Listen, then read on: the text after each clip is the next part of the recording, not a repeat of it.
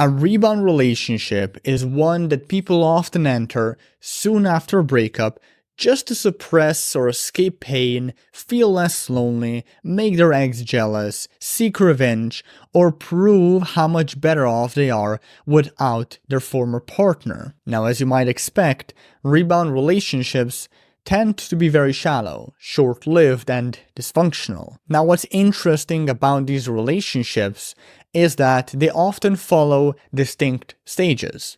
And understanding these stages can help in two ways. First, if you're considering a serious relationship, knowing these stages can prepare you for the challenges ahead of cultivating such a relationship.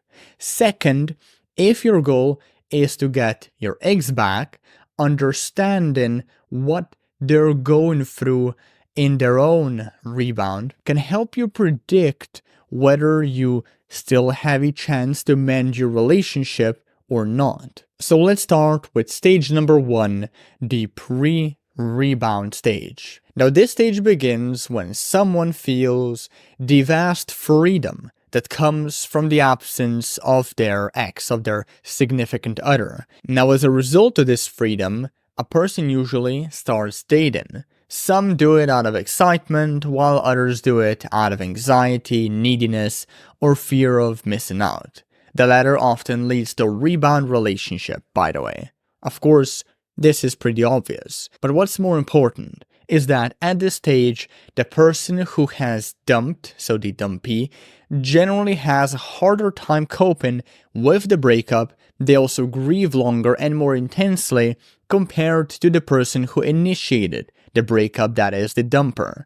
The dumper, on the other hand, typically moves on more quickly and may even feel relief. Now, after dating for a while, a person in this rebound stage, they often settle down with someone, entering the next stage of a rebound relationship.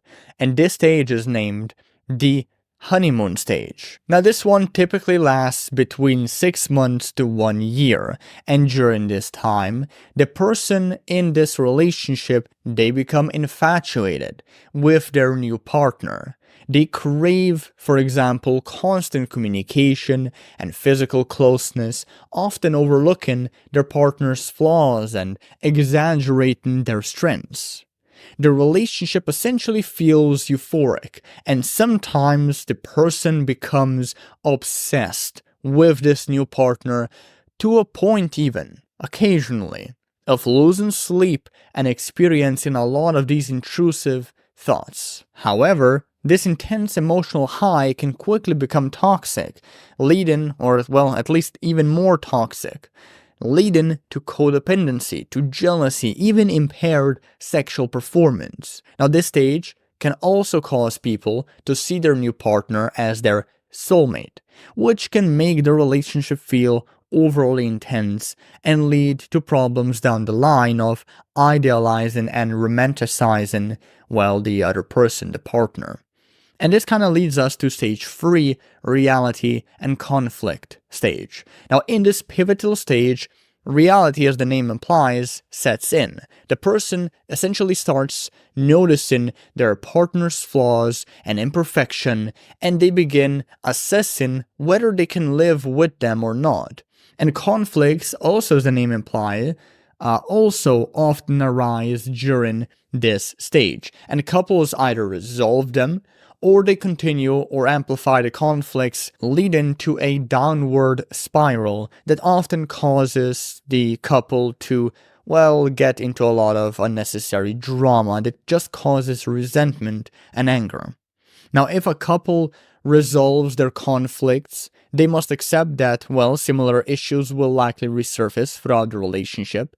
But if they fail to address these concerns, well, the relationship can quickly become strained, as I said, lots of resentment and anger, and therefore it probably doesn't have long before it withers away, before it falls apart. Moving on to stage 4, nostalgia and comparison stage. So at this point, the person in a rebound, they may start comparing their new partner to their ex, or maybe multiple exes. And while it's totally normal to compare relationships occasionally.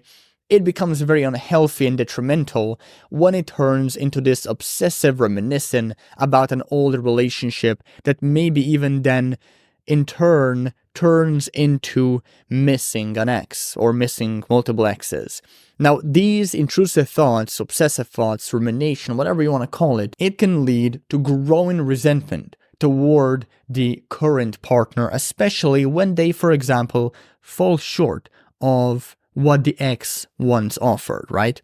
And as conflicts increase, the likelihood of breaking up, well, it also skyrockets, right? The more the person contemplates ending the relationship, the closer they come to this final stage in general, which, by the way, is stage 5, the epiphany stage. Now here, a person either realizes their current relationship is toxic, that they've committed to perhaps the wrong, incompatible partner, and that they've settled. Or they conclude on the opposite end that their relationship is healthy and it has the potential to become something deeper and, well, real, so not a rebound. Now, depending on the conclusion, this person either decides to break up or they decide to stay in the relationship and work on making it truly meaningful and healthy. And if they choose to stay, the relationship, well, it can evolve into something meaningful and healthy and genuine. Like a rebound relationship can become a non-rebound, just normal, healthy relationship if both people put in the effort. So that wraps up the overview, the explanation of the stages of a rebound relationship. If you'd like to learn how to get over your breakup faster, what exactly you should be doing to finally feel like yourself again, you should download my free recovery cheat sheet available in the description below. Just click the link in there that leads you to the cheat sheet. You can download it. Totally free, very valuable resource, and I'll see you in the next video. Take care. Bye bye.